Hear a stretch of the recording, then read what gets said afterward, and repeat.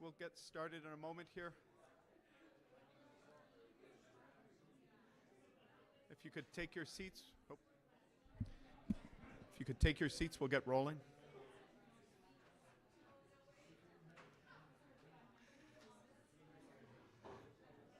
All right.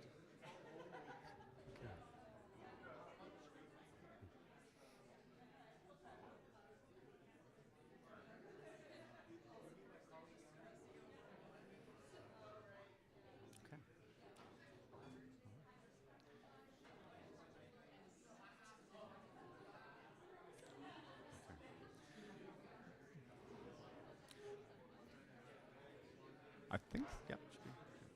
Okay. Good afternoon, everyone. My name's Ben Ralston. I'm a professor here at the College of Law and a member of the Guest Speakers Committee for this academic year. A warm welcome to everyone who's joined us for today's lecture, whether you're here in the room with us or watching on the live stream.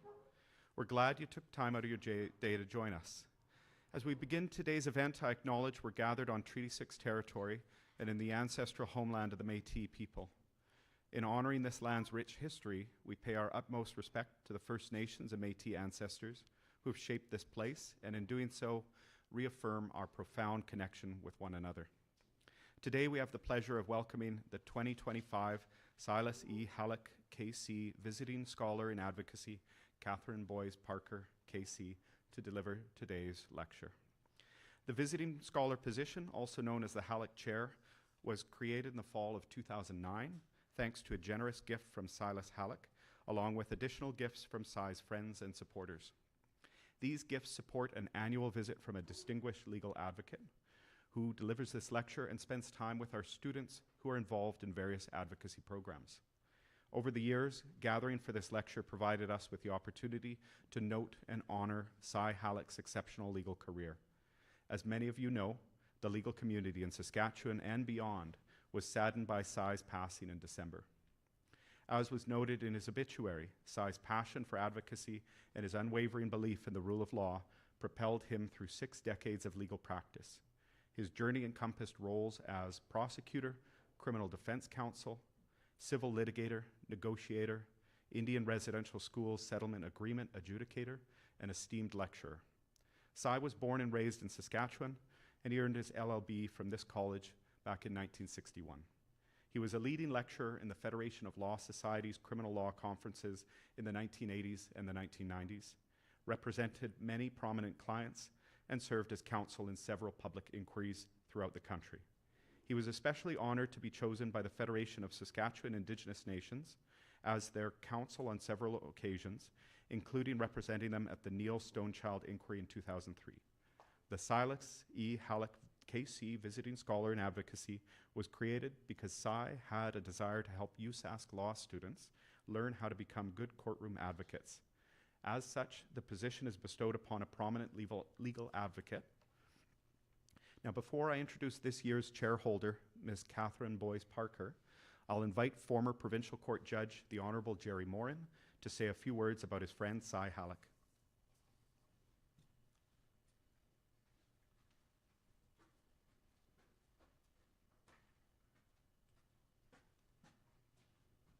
Thank you very much.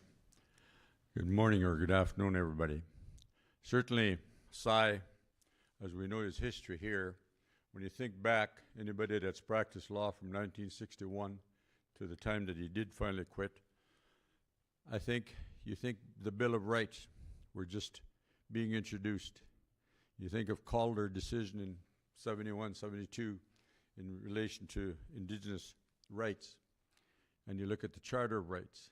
All those things that evolved as he was practicing law. I remember our discussion one time on Stinchcombe. He says, I practiced how many years before Stinchcombe? We couldn't even see our clients, never mind get disclosure. And to be an advocate in those times, one has to think you had to have the perseverance and the mental aptitude to say, I'm here for my client. Doesn't matter what I'm up against. I've had the opportunity over the years in being friends. When I started practicing back in 1987, 88, I phoned him up if he would be my mentor, because I was practicing in PA, and PA was a feisty place for any lawyer. You didn't want to get a mentor from there because they'd be fighting you next week. So I figured I'll go to Saskatoon. So I got Cy Halleck and a few other people. I remember Ted Pryle was one of them, late Ted Pryle. I felt I needed somebody, and Cy was always in my corner.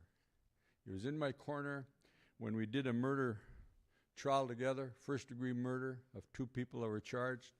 We were on the defense side together. Do you think I've learned lots? I have from Cy in terms of how to deal with cross-examination, how to deal with police witnesses, those type of things. So I remember him well. And we think in terms of, I said, you became a lawyer when my people finally got to vote. So he has quite a history.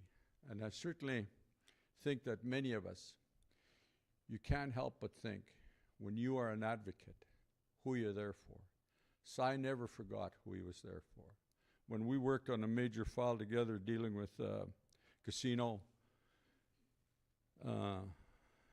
advocacy or casino, I suppose, working with the government, trying to work out a deal on what casino rates would be. Those are pretty major heady times with Cy, and being with him when we're negotiating. Again, you sit back, you watch, you learn, and those are the skills that I was lucky enough to be involved in. When we were sitting on the same hearing with the Nerlin Inquiry back in the early 90s, dealing with Nazi stuff, and he was there, and he was representing the Queen's Bench, I was representing the family. I learned lots through that in our discussions. I think those are things I remember so acutely with Cy. He was a lawyer's lawyer. He was a judge's lawyer too when he represented the provincial court in commission hearings. He was a man to be honored and a friend, and I'll always remember that. Thank you.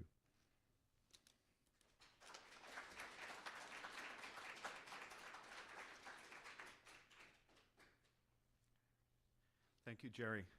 We're grateful to you for sharing those memories with us.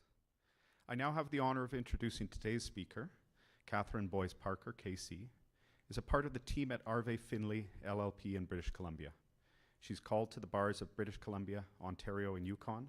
Her areas of practice include constitutional, Aboriginal, administrative, privacy, and environmental law, as well as labor and employment law. Catherine has appeared at all levels of court and before numerous administrative and regulatory tribunals. She provides litigation and policy support for a wide range of public bodies and conducts workplace investigations for both private and public clients. Catherine is a frequent guest lecturer on topics such as constitutional law, privacy law, and civil liberties. She's the founding president of the Pacific Center for Environmental Law and Litigation, a former director of the Mary Manning Center, Child Abuse Prevention and Counseling Society of Greater Victoria, and a former chair of the Orca Children's Advocacy Center Society. Catherine was awarded the 2008 contribution to the Law Awards from the Victoria Bar Association in recognition of her work on a case involving the charter rights of Victoria's homeless. In 2009, she received a Human Rights Award sponsored by the Vancouver Island Human Rights Institute and presented by the Honourable Stephen L. Point. In 2016, Catherine received the George S. Goyer QC Memorial Award for Distinguished Service, and in 2017, she was honoured with the designation of King's Counsel. Please join me in welcoming Catherine Boyes Parker.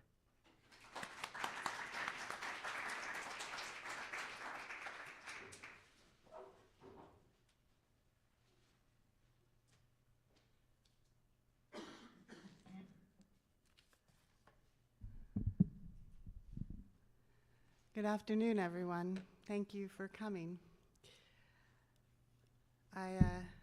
I got something from my grandson, so my voice is a little off today, and I won't be shaking anyone's hand, but hopefully I can make it through. Thank you very much for that introduction, and thank you so much for having me here. I'm very pleased and very honored to be here. I didn't ever have the pleasure of meeting Cy Halleck, but I have heard an awful lot about him. He seems to have had all the qualities that you want in a litigator: talent, energy, courage, conviction, and creativity. And he seems to have a wonderful gift, seems to have had a wonderful gift for mentorship. So many of the prominent lawyers that I know from Saskatchewan seem to have been touched by him. So I want to express my gratitude for the opportunity to be here, my condolences to his spouse and law partner, Catherine Knox, and the rest of his family for their loss. I hope you're comforted by the fact that he will be well remembered, his name always known by the people he touched, because he seems to have made a huge difference in the lives not only of his clients, but his colleagues and generations of lawyers who came after him. So it's a real privilege to be here today.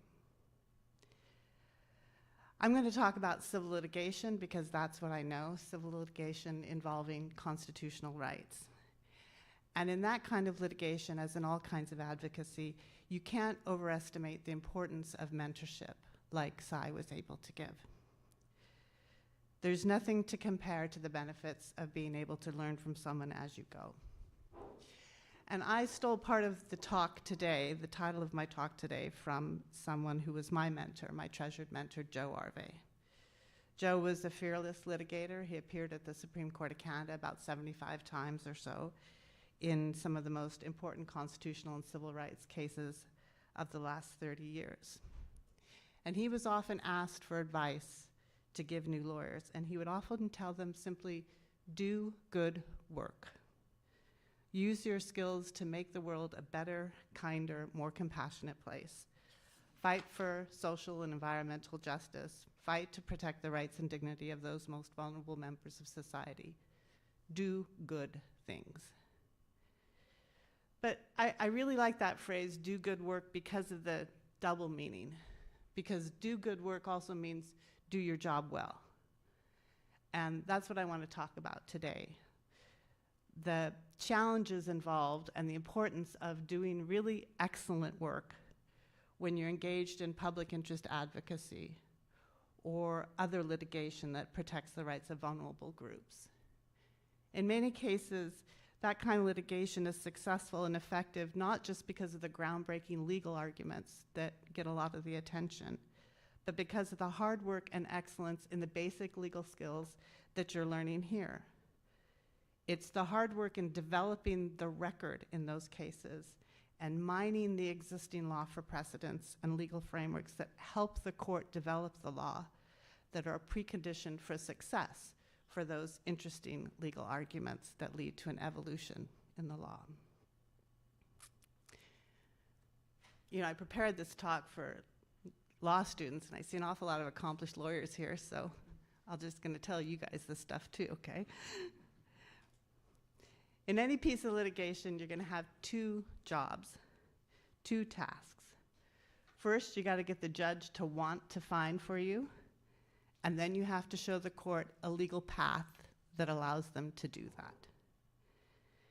In many cases, that first one, getting the judge to want to find for you, involves building an evidentiary record that allows the court to understand the facts from your client's perspective.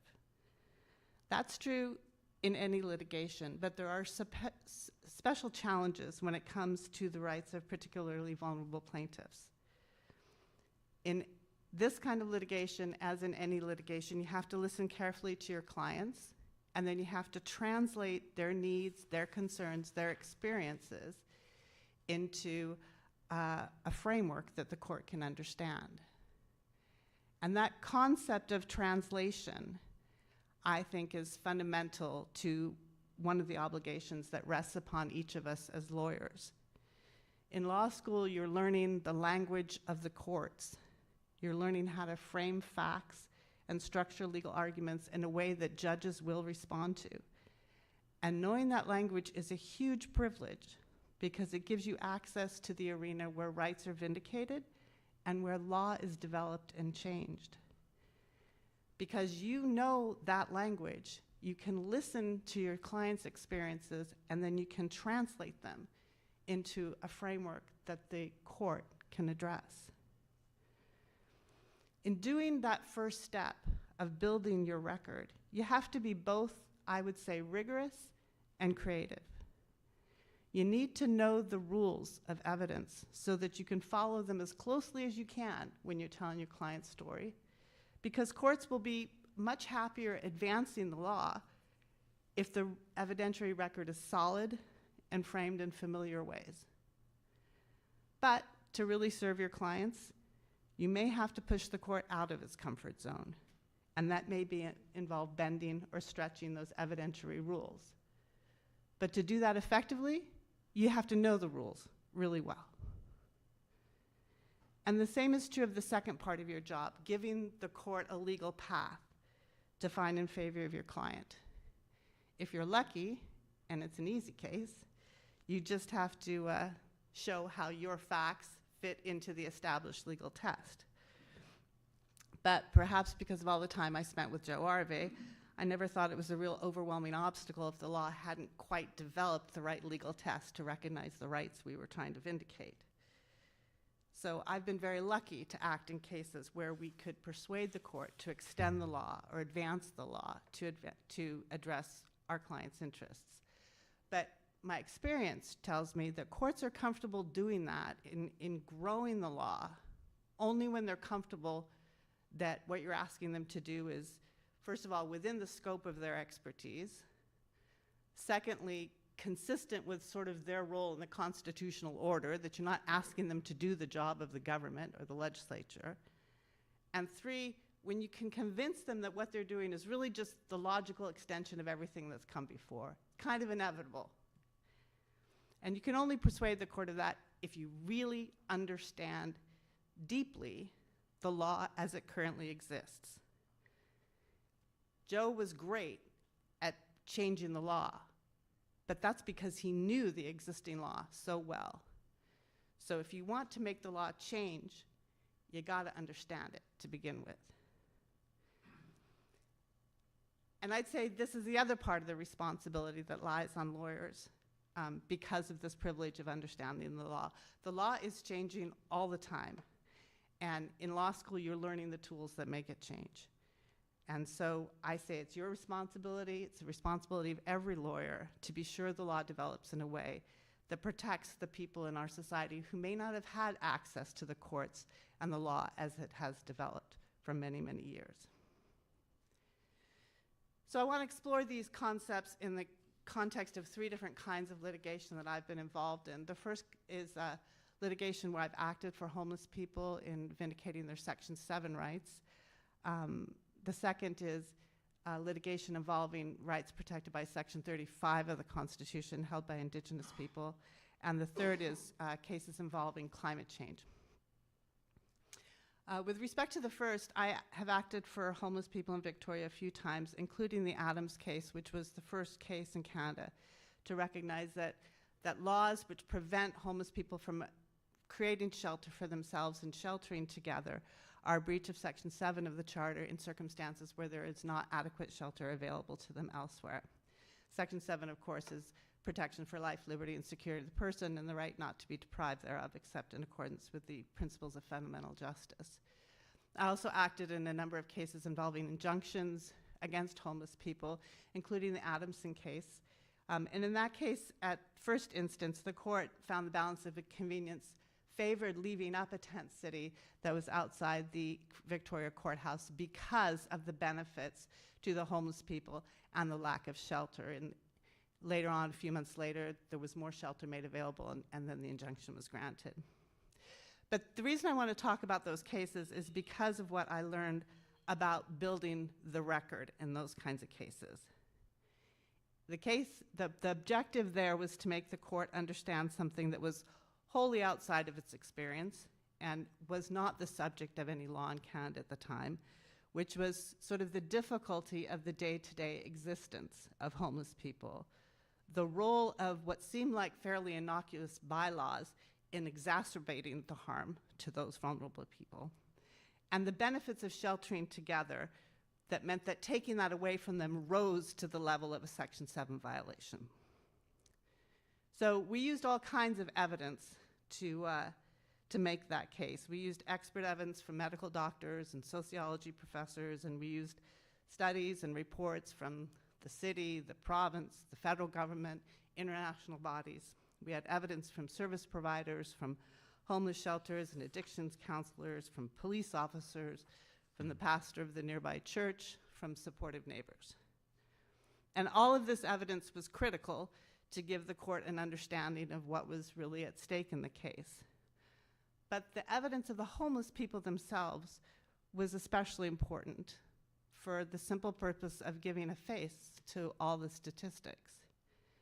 Because it's one thing to read a report that says homeless people are 7 or 10 times likely to be the victims of violence. It's another thing to read affidavit after affidavit or hear testimony after testimony for individuals who have actually suffered repeated attacks on their person and their possessions. It's one thing to have a service provider explain that sleep deprivation causes harm to homeless people, and it's another thing to have individual after individual explain what that sleep deprivation does to them, how it impacts their physical health, how it may exacerbate the psychosis they suffer from, how it interferes with their ability to carry out very basic tasks that the rest of us take for granted. It's one thing to have a sociology professor explain the cause of homelessness, and it's another to hear story after story of the individual abuse and neglect that led people to where they were that day. So many of the plaintiffs and the witnesses in those cases consisted of homeless people facing a broad variety of challenges. Almost all of them had a history of abuse involving some form of authority, and inevitably they had a history of negative interactions with the justice system. So taking evidence from those people can be very tricky, especially when you're under sort of the time frame of a threatened injunction, which you often are in those cases. It can take a long time to get that kind of evidence. You need an introduction from someone that that person trusts. You have to spend enough time with that person so that they can, at least to some extent, trust you. You know you won't get the whole story on the first try. You have to come back and demonstrate you're committed to listening. So you're going to have to be creative about how you're going to muster the resources to take this kind of evidence, because you're probably not getting paid. In one case, we asked some professors at UVic if there were any law students that would help us do this. And for the next few days, we had a tent city full of law students sitting with individual homeless people for many, many hours, taking down their evidence.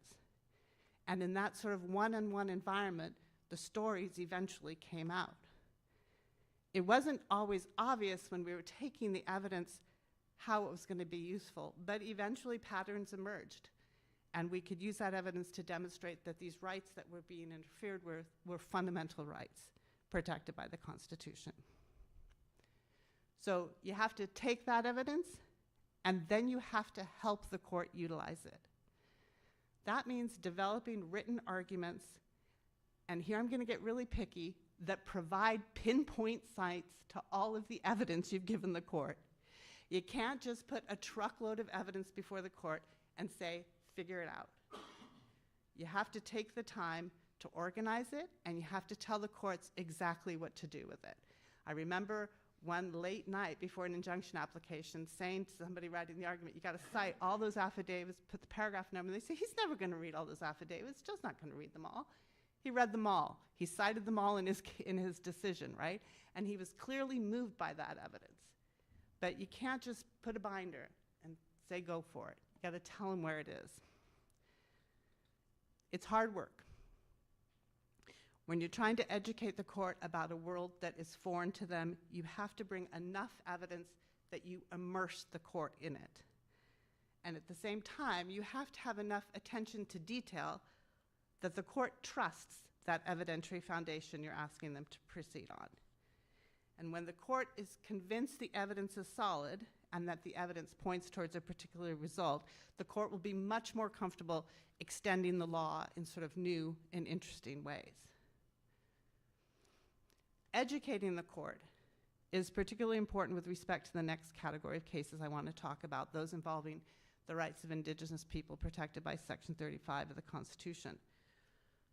One of the cases I was recently involved with was the Restoule case in Ontario, which involves the interpretation of the Robinson-Huron, Robinson-Superior treaties. At issue was the provision of the treaty that says that the land subject to the treaty, if it proved productive, the annuity would be increased. The annuity at the time the treaty was signed in 1850 was something like less than $2 a person. It was increased once in the 1870s to $4 a person, and the Crown took the position that that exhausted their obligation to increase the annuity, and that it was just a matter of unfettered Crown discretion whether they would do any more than that.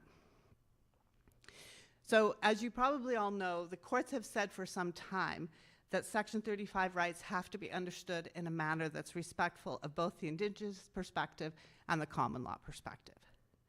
But it can be really, really challenging for a common law court to understand that Indigenous perspective. In Restoule, we argued that the Anishinaabe treaty signatories would have approached the treaty through their understanding of Anishinaabe law, their understanding of Anishinaabe diplomacy. And the court agreed. The court said that the Anishinaabe would have expected the Crown to share the wealth in a manner consistent with Anishinaabe principles of respect, responsibility, reciprocity, and renewal, and that limiting the increase to $4 when the wealth of the territory was enormous would have been inconsistent with that understanding, with that part of Anishinaabe law. And eventually the Supreme Court of Canada agreed and found that the Crown had acted dishonorably in a manner that made a mockery of the treaty promise. And just for your information, in that case there were two groups, the Robinson-Huron Anishinaabe and the Robinson-Superior. The Robinson-Huron settled that case for past compensation some time ago. The Robinson-Superior have not yet settled, and the Supreme Court of Canada gave them 6 months for the Crown to make an offer for how they would meet their obligations under the treaty, and that 6 months is up today. So you maybe we'll be reading something in the paper about what's going to happen there. What I learned from Restoule is that we need to be ambitious about educating the court on the Indigenous perspective. Don't be scared of doing this. Don't be scared of taking chances. Courts know they have to do this. In 2012, Chief Justice Finch of the BC courts wrote a paper called The Duty to Learn about the obligation of common law courts to learn about Indigenous legal orders. And a decade later, Chief Justice Bowman wrote a paper called The Duty to Learn, urging judges to give priority to the Indigenous perspective. This is what Chief Justice Bowman said to legal decision makers. Listen to the real stories of those Indigenous persons who stand before the court who live by Indigenous law. Listen to Indigenous writers and researchers who have expert knowledge and lived experience of Indigenous culture. Listen to the counter stories. Listen, question, recognize the truth, and act. That's a pretty powerful statement to the courts. And I recommend it to you as well. That's what you need to do. Professor Kent McNeil wrote a book called Flawed Precedent, which I also commend to everyone here. In that case, he talks about how the St. Catharines Milling case was decided without the court having any actual evidence before it of the Indigenous people whose lives the court felt free to opine on. Instead of evidence, the findings of the court were based on the biases and prejudices of the court, products of the specific background of the judge. And those findings led to a conception of title that had no regard for the Indigenous perspective, but instead was actually firmly grounded in racist assumptions. We're still dealing with the impact of those assumptions, the way the law is framed. But evidence from and about Indigenous communities is, I think, the antidote to the tendency of the common law to unconsciously incorporate and reinforce those biases and stereotypes into our conceptions of legal rights. So, in cases involving Section 35 rights, it's critical that lawyers provide courts with the tools that they need to understand the Indigenous perspective. And again, what you have to do is sort of immerse the court in this evidence. And you have to be rigorous and creative in building that record. In Restoule, we had sort of traditional expert evidence, such as from a historian tracing the long history of Crown Anishinaabe relations prior to the treaty. What was new about that was not, the kind of expert we had, but the fact that he went so far back to demonstrate that this is how this relationship had grown for over 100 years. We had expert testimony about Anishinaabe law, Anishinaabe practices, political organization, but it also included some more unusual expert evidence. We had expert evidence about Anishinaabe law that consisted, for the most part, of Anishinaabe stories that were later told in court to the judge. It included expert evidence on Anishinaabe use of metaphor and imagery and material culture, which was very important for the court to understand what had been said and recorded in the record by Anishinaabe participants throughout the time after the treaty was signed. Without understanding the way they spoke, the way they thought, it's very easy to misunderstand what was recorded in the historical record. It included elder evidence on matters such as Anishinaabe cosmology and language. And along with all that evidence, the court was further educated about Anishinaabe law through the incorporation of ceremony into the court process, including sweat ceremonies and feasts attended by the court and all counsel. We were lucky to have an open-minded and progressive judge. But there's a precedent there that everyone can draw on now. You can ask your court to pay more attention to your client's culture, to your client's ceremonies, to your client's worldview, in whatever way is going to be effective. So I said before, when you're acting for vulnerable groups like the Homish, you have to get the court to understand something that they have no experience with. But this is even more the case, in a sense, when it comes to understanding Indigenous legal systems, because you're asking the court to have regard to a whole worldview, a way of seeing things, and a legal order that may be sort of fundamentally inconsistent with their own understanding.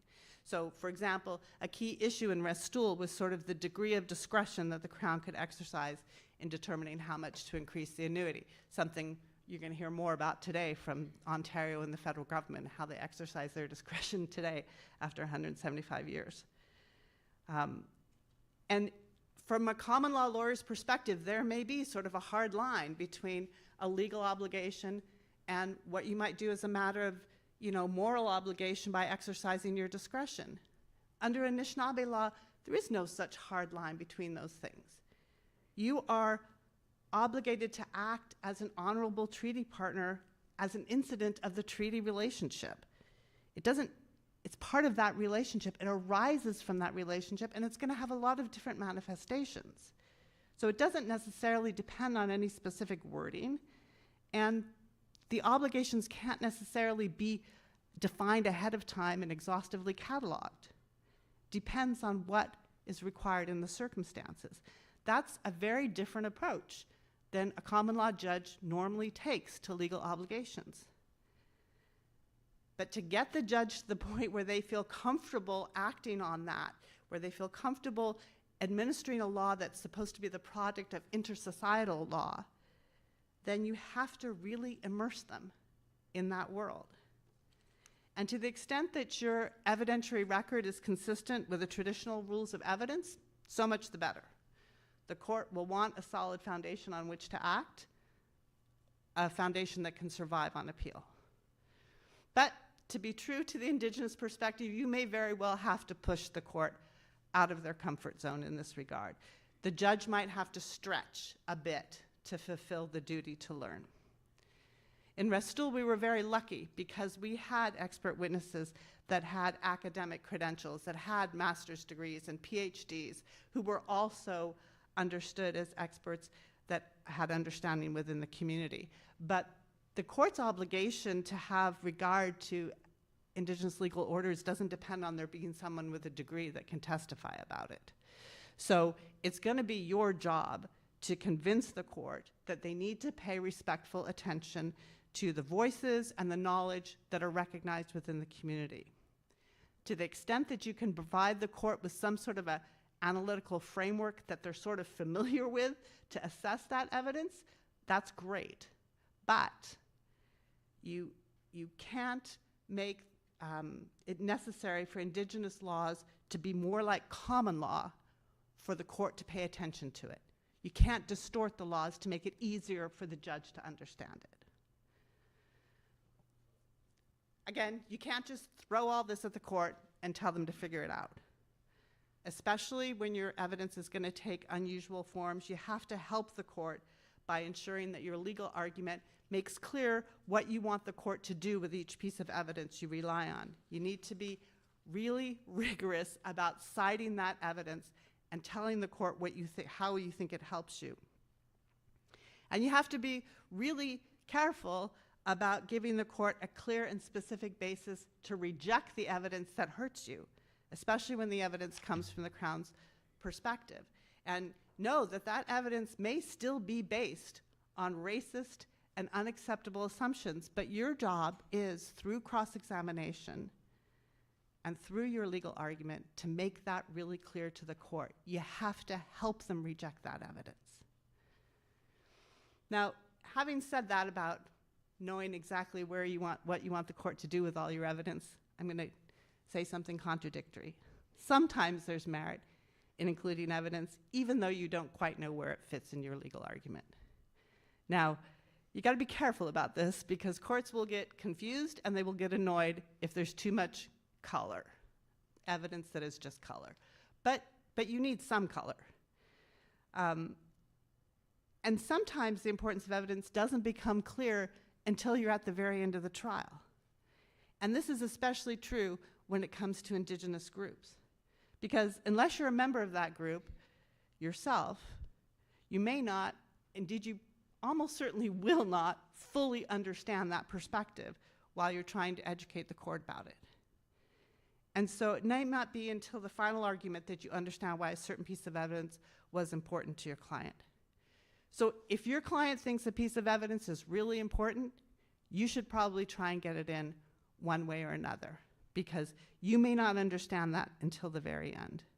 You have to serve some kind of gatekeeping function to make sure that the evidence, for the most part, is obviously relevant and useful to the court, but you should be very respectful about what your clients think is important evidence.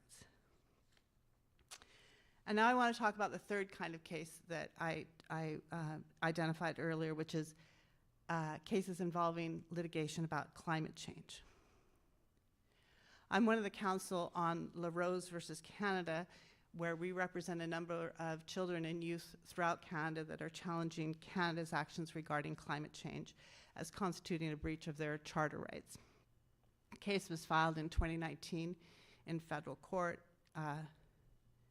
It initially claimed that Canada's conduct in permitting the release of GHG emissions at a level inconsistent with a safe climate system was a breach of Section 7 and Section 15 of the Charter, and also constituted a breach of the public trust. I'm going to talk about some of the other cases a little bit that involve climate change, but I want to make this point at the outset.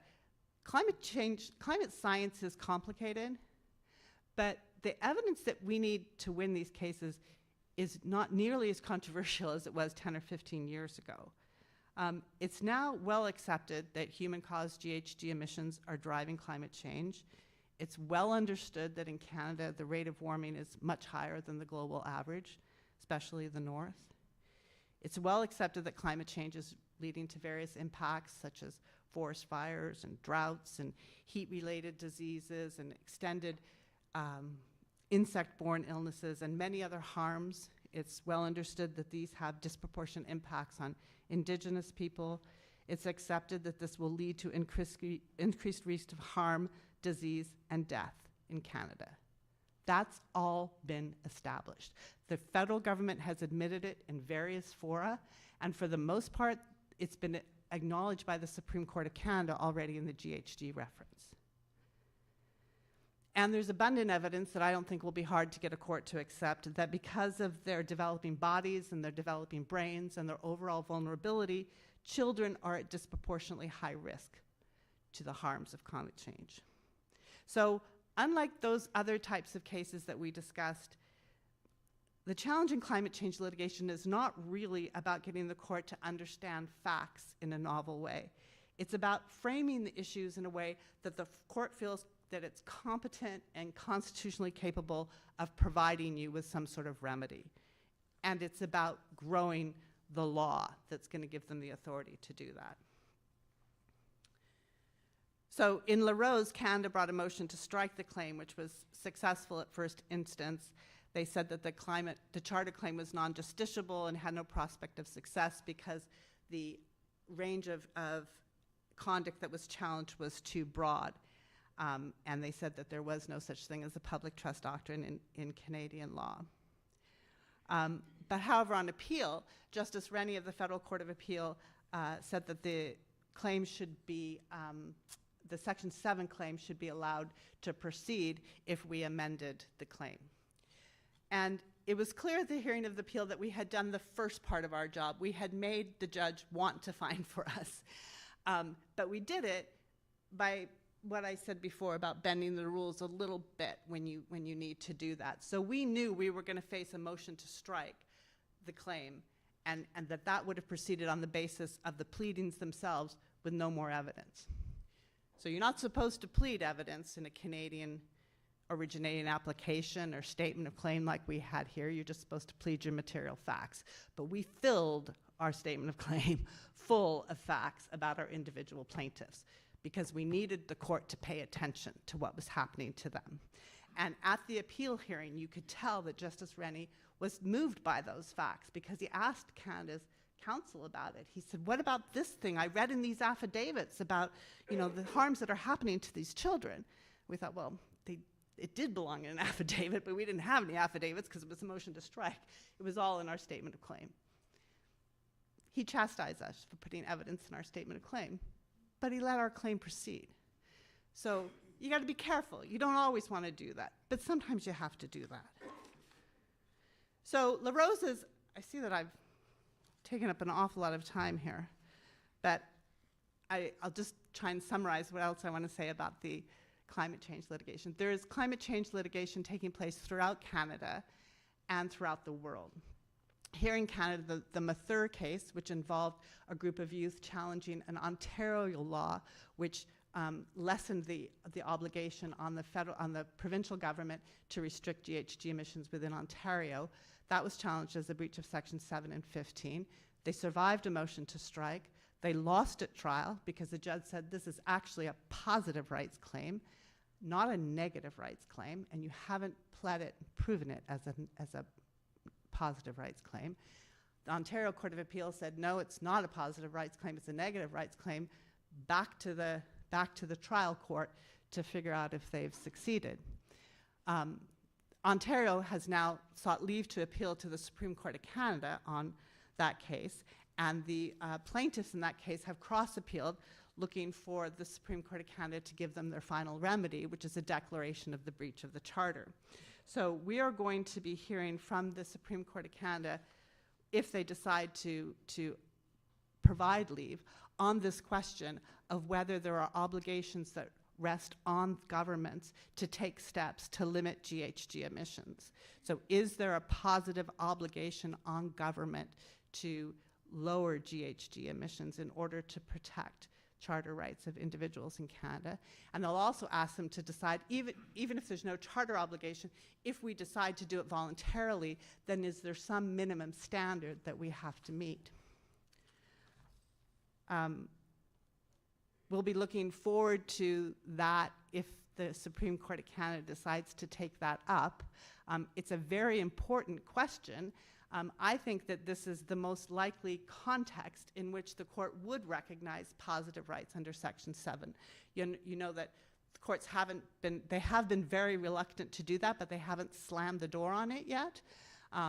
And a long time ago in another context, Justice Rennie of the federal court said maybe this is one of the places where you could have one of the contexts in which you could have a positive right under Section 7. So you can imagine we were quite excited when he was the chair of our panel on the appeal. And indeed, on the appeal, he said the fact that it's a positive right doesn't mean that it's can't proceed. But that positive negative rights distinction is a tricky one, and I am concerned about the Supreme Court of Canada hearing it when there's no one there, no party who's actually arguing for the positive right. So I guess the bottom line for me, for you, on climate change litigation is that climate change is the existential threat of our time. It's inconceivable that the courts don't have something to say about it. But it's very challenging to them to feel like they have a legitimate role because it seems very political and there is an enormous amount of balancing of competing interests. It's a very polycentric problem. So the trick when it comes to climate change litigation is framing a role for the court that is effective at modifying government action, but still they feel like they're within their lane. And there are cases all over the world, from Denmark, from the UK, from Colombia, from Ireland, from New Zealand, from everywhere you can think of, and from international bodies such as the International Court of Justice who are considering these things. And your task, law students and new lawyers, is to go through that litigation, those results, and find the ones that can help modify the way the Supreme Court of Canada or Canadian courts think about their role in this context. It's very tricky to use foreign law because, many cases they're based on a constitutional right to a clean environment or something like that that we don't have. So you have to think really hard. This is where I'm talking about a deep understanding of the law. You have to think about where our constitutional rights are grounded and in what ways those foreign rulings can be tied to those constitutional foundations, the thing that underlie the text, even if they're not actually in the text of the Constitution. It's going to be hard, it's tricky, but it's a lot of good work for all of you. Off you go.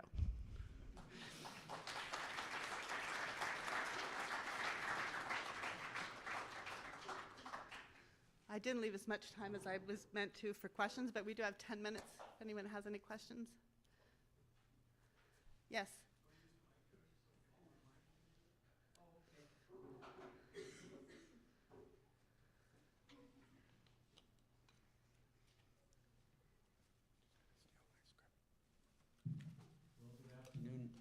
I really enjoyed your lecture, and what I wanted to ask you, well, first of all, a comment. I think, I've heard lectures on advocacy before, and what you've addressed as much as style of advocacy is substance.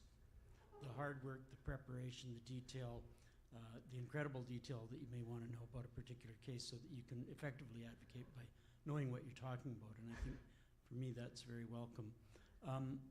What I want to ask you about was the aspect of courage. And it seems to me that when you're representing the homeless people in Victoria who face public criticism, I think, or Marie Heinen representing Jean Comeshi, and people are criticizing her for a variety of ways. And I think the aspect of courage is involved there in advocacy and the kind of work you're doing, and I'd just like you to comment on that. Thank you. Thank you for that question. It was funny because the Adams case was in, 2007 or something. And the Adamson case was about 10 years later. And when we did the Adams case, the first case, you're right. I mean, the newspapers were full of people kind of appalled that they were, the homeless people were in the courtroom. The courthouse was a little appalled that there were so many homeless people in the courtroom. And nobody quite knew what to do with us. And we were very lucky to have a very thoughtful judge, Justice Ross, who had a background in sociology and was willing to listen to everything that we said and made a good decision, and was then subject to massive criticism throughout the country because of her decision. But by the time that case went to the Court of Appeal and the Court of Appeal upheld that decision, the newspapers were different. They were like, stop appealing this and just fix the problem, right? Enough litigation. They're not going away, because that was our point, is homeless people have to exist somewhere. So, and they have to be able to shelter themselves. So you can fix this problem in a variety of ways, but you can't just pretend like it doesn't exist. So it really changed even in those 3 short years. By the time we got back for Adamson, it was a completely different circumstance. Like, I mean, the tent city took place in the courthouse lawn, but the court staff were welcoming to the homeless people. Chief Justice Hinkson, when he had all the homeless people in the courtroom, said, Ms. Boyce Parker is representing some of you, but you haven't all signed the retainer agreement. So does anybody else have anything they want to say? And one by one, people stood up and spoke to the court. And again, these were people who have had very, very bad interactions with the justice system. They stood up, and the Chief Justice of British Columbia listened to them and said, "Thank you very much, sir." And they sat down, and it made a big difference to them, right?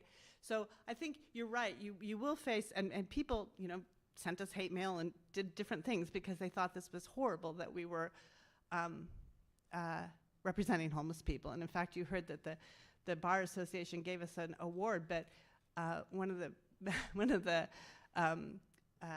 executives said that when she told her friend that they were giving, she said something about, Catherine Boyce Parker, the one who's doing that homeless case, and they said, "Oh, are you going to sanction her for what she's doing?" And she's like, "Actually, we're giving her an award." But you're right, you have to sometimes go against public opinion when you're doing it. But public opinion will usually come around.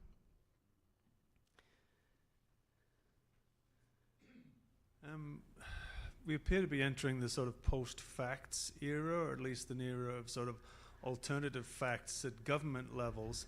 How's that going to change your approach? I mean, you've talked a lot about the amount of evidence and the quality of the evidence that you provide, but if governments don't give 2 hoots about facts and evidence, what does that do for the goals that you're trying to achieve? And I'm thinking, notwithstanding clauses out the yin-yang, et cetera, et cetera. So I'm just curious about how that might change your approach. Yeah, I mean, I hope the courts will be one of the last institutions to start ignoring the facts. But I think that we've seen in the United States that we have a Supreme Court that's kind of untethered from the law, so why wouldn't they become untethered from the facts as well?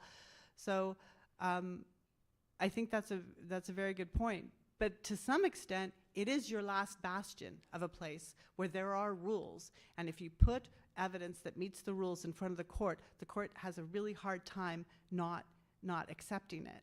And sometimes because the court is acting based on those rules, it can make rulings that will allow the government to do things that otherwise it might not want to do.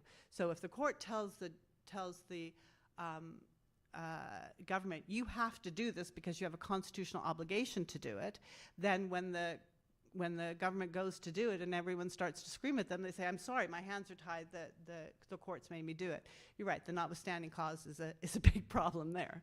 But in one of the climate cases in the United States, the Juliana case, one of the judges said to the government lawyers, "Don't you need us? Don't you need us to tell you that this is your constitutional obligation because you're having such a hard time getting the political will to do it?" And taking things out of the political sphere by putting them into an evidence-based process with defined rules can help in that regard.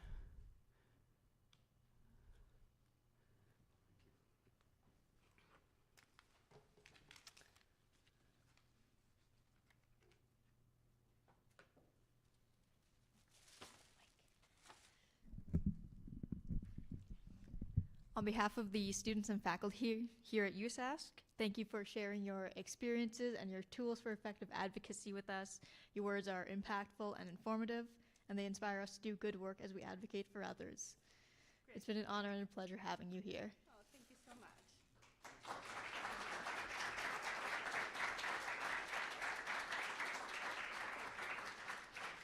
Before you go, we also have a certificate here Lovely. to commemorate this event. Thank you. And that concludes our event for today. Thank you.